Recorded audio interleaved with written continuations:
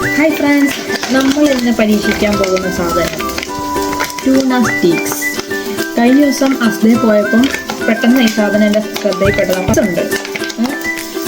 നമുക്ക് കഷ്ണം ആയിട്ട് മീൻ കറി ഉണ്ടാക്കാൻ പറ്റിയ സാധനമാണെന്ന് തോന്നിയിട്ട് മേടിച്ചാണ്. പൊട്ടിച്ച് നോക്കിയാൽ അറിയുള്ളൂ ഇത് എങ്ങനെയുണ്ടെന്ന്. അപ്പോൾ നമുക്കിത് പൊട്ടിച്ച് നോക്കാം.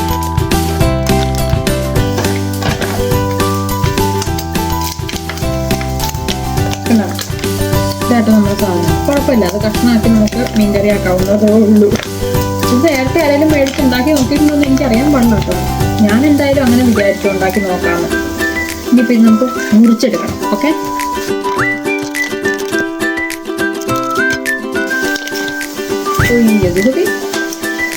ഇതിൻ്റെ പ്രൈസ് വരുന്നത് $3.50 കേട്ടോ. 2 ട്യൂണ സ്റ്റിക്കുള്ളൂ ഇതുപോലത്തെ.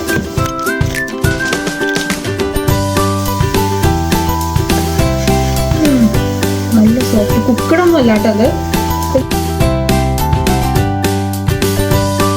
അതേ ട്യൂണ സ്റ്റിക്സ് മുറിച്ച് കഴിഞ്ഞപ്പോൾ ഇത്രയേ ഉള്ളേ. അപ്പോൾ നമ്മൾ ഇതിനകത്തേക്ക് വേണ്ടിയിട്ട് ചുവന്നുള്ളി മുറിച്ച് വെച്ചിട്ടുണ്ട്. നമ്മൾ 3 വലിയ ഷാലറ്റ്സാണ് എടുത്തത് ഇതിന്. പിന്നെ ഇഞ്ചി, വെളുത്തുള്ളി, പച്ചമുളക്, പിന്നെ 3 കുഞ്ഞു കുടംപുളി വെള്ളത്തിയിട്ട് വെച്ചിട്ടുണ്ട്. അതുപോലെ 2 ടൊമാറ്റോ നമ്മൾ അരച്ച് വെച്ചേക്കുക, വെള്ളം ചേർക്കാതെ അരച്ച് വെച്ചേക്കുന്നത്. പിന്നെ കറിവേപ്പില. നമ്മുടെ പൊടികളും സാധനങ്ങളും നമ്മൾ എടുത്ത് വെച്ചിട്ടുണ്ട്. ഇനി നമുക്ക് നേരെ കറി ഉണ്ടാക്കാൻ പോകും. നമ്മൾ ആദ്യമായിട്ട് നമുക്ക് എണ്ണ ഒഴിച്ചു കൊടുക്കാം കുറച്ച്. ഇനി അടുത്തതായിട്ട് കടുകിടാം. തപ്പേ. ഇനി നമ്മൾ കുറച്ച് ഉലുവ ഇട്ട് കൊടുക്കാം. ഇനി അടുത്തായിട്ട് ചുവന്നുള്ളി,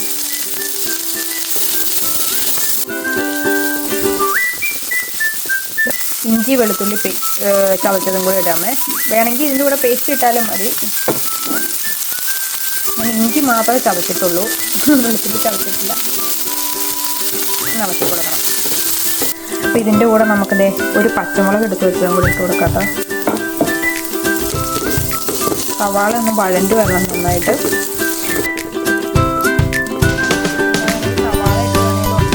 സവാള ഞാൻ അങ്ങനെ മീൻ കറിക്ക് യൂസ് ചെയ്യാറില്ല കേട്ടോ. വല്ലപ്പോഴും മാത്രം ചിലപ്പോൾ സവാളയൊക്കെ ഇട്ട് ഞാൻ പരീക്ഷിക്കാറുണ്ട്. അപ്പോൾ നമ്മൾ സവാളയൊക്കെ ഒരു ഇതായി കഴിയുന്നു കേട്ടോ. ഈ വെളുത്ത കളറായോണ്ടേ ഈ സാധനം മനസ്സിലാവില്ല നമുക്ക് പെട്ടെന്ന് ആയോ വഴന്ന് വന്നോ ഇല്ലയോ എന്നുള്ളത്. അപ്പോൾ അതെ സവാള ആയിട്ടുണ്ട്. ഇനി നമുക്ക് ഇതിൻ്റെ കൂടെ അടുത്തത് മുളക് പൊടി നമുക്ക് ചേർക്കാം. ഇതിൻ്റെ കൂടെ ഞാൻ 1 സ്പൂൺ മുളക് പൊടിയാണ് ചേർക്കുന്നത്. കാരണം ഇത് സാധാ മുളക് പൊടിയാണ്, നല്ല എരിവുള്ള മുളക് പൊടിയാണ്. വേണമെങ്കിൽ കളറിന് വേണ്ടി കാശ്മീരി ചില്ലിയൊക്കെ ചേർക്കാം. ഇനി കുറച്ച് മഞ്ഞൾപ്പൊടി, ഇതിൻ്റെ ഒപ്പം കുറച്ച് കുരുമുളക് പൊടിയും കൂടെ ഞാൻ ചേർത്ത് കൊടുക്കണം കേട്ടോ. ഇനി വേണ്ടത് കുറച്ച് ഉപ്പ്. ഇനി നമുക്കെല്ലാം കൂടെ നന്നായിട്ട് ഇളക്കി കൊടുക്കാം.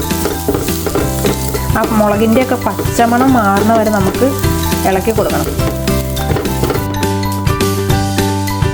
കുറച്ച് കറിവേപ്പിലയും കൂടെ നമുക്ക് ഇതിലൂടെ ഇട്ട് കൊടുക്കാവേ. എന്നിട്ട് നന്നായിട്ടൊന്ന് ഇളക്കി കൊടുക്കാം. ആ പച്ചമണം ഒന്ന് മാറട്ടെ. വേണമെങ്കിൽ ഒരു പൊടിക്ക് മല്ലിപ്പൊടിയും കൂടെ ചേർത്ത് കൊടുക്കാം കേട്ടോ. ഇപ്പോൾ ദേ പച്ചമണമൊക്കെ മാറി വന്നിട്ടുണ്ട്. ഇനി നമ്മൾ ഇതിനകത്തേക്ക് തക്കാളി എടുത്ത് വെച്ചിരുന്നത് ചേർക്കാം. തക്കാളി ചേർത്ത് നമുക്കൊന്ന് മിക്സ് ചെയ്ത് കൊടുക്കണം. ഇനി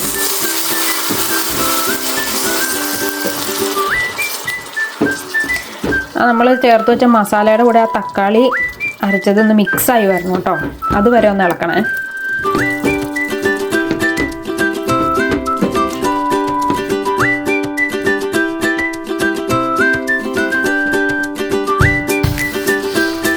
ഇനിയിപ്പോൾ ഇതിനകത്ത് നമ്മൾ ചേർക്കാൻ പോകുന്നത് കുതിർത്ത് വെച്ച പുളിയാണ്.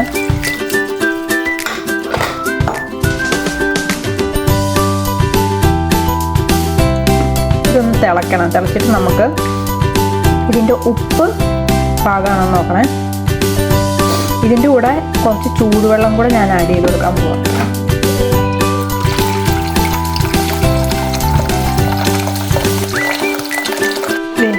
നമ്മളിത് ഇതൊക്കെ തിളച്ച് വരുന്നുണ്ട് കേട്ടോ. പുളിയുടെ മണമൊക്കെ പുറത്തടിക്കുന്നുണ്ട്. നമുക്ക് ഉപ്പുണ്ടോ നോക്കാം. അപ്പോൾ അത് നന്നായിട്ട് വെട്ടി തിളച്ച് തുടങ്ങിയിട്ടുണ്ട്. അപ്പോൾ നമുക്ക് ഇതിനകത്തേക്ക് നമ്മൾ എടുത്ത് വെച്ചിരുന്ന മീൻ കഷ്ണങ്ങൾ നമുക്ക് ഇട്ട് കൊടുക്കാം കേട്ടോ.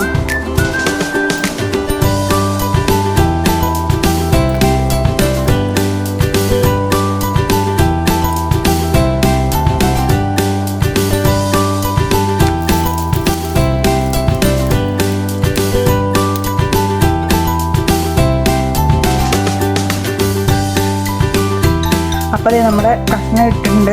ഇനി കുറച്ച് കറിവേപ്പിലയും കൂടി ഇട്ടിട്ട് നമുക്ക് തിളപ്പിക്കാൻ വേണ്ടി അടച്ചു വെക്കാം കേട്ടോ. ഇനി അടച്ചു വെച്ച് വേവിക്കാത്. അപ്പോൾ അതേ മീൻകറിയുടെ മണമൊക്കെ വരുന്നത്. നമുക്കിത് തുറന്നിട്ട് കുറച്ച് എണ്ണ ഒഴിച്ചു കൊടുക്കാവേ. അപ്പോൾ അത് മീൻകറിയുടെ മണമൊക്കെ വരെ. അപ്പോൾ ഇനി നമുക്കിത് കുറച്ച് നേരം, അപ്പോൾ അടുപ്പ് ഓഫാക്കി നമുക്ക് കുറച്ച് നേരം റെസ്റ്റ് ചെയ്യാൻ വെക്കണം. അപ്പോൾ നമ്മുടെ ചാനൽ ഇഷ്ടപ്പെട്ടെങ്കിൽ സബ്സ്ക്രൈബ് ചെയ്യാൻ മറക്കല്ലേ.